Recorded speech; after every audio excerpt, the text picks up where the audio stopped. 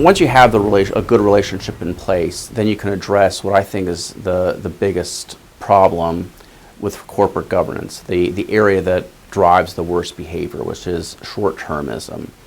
A lot of companies are criticized for a lot of things, for instance, focusing too much on shareholder value.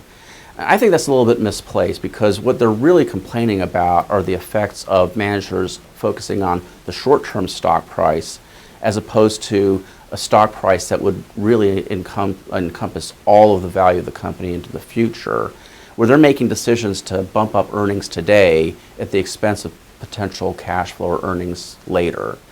And the problem is that nobody outside of the company really knows if management is doing this.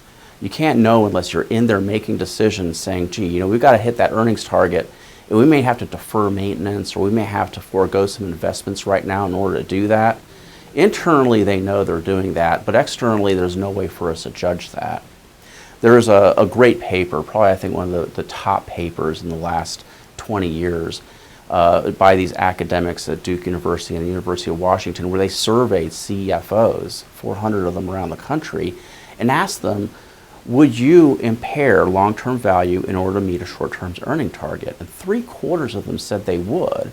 But what's really striking about this research isn't the fact that they would admit it. It was an anonymous survey, and that number is a fairly startling number, but a lot of them communicated in a way that they felt that's the right thing to do because our shareholders want us to get the stock price up, and hitting earnings targets is a way of doing that.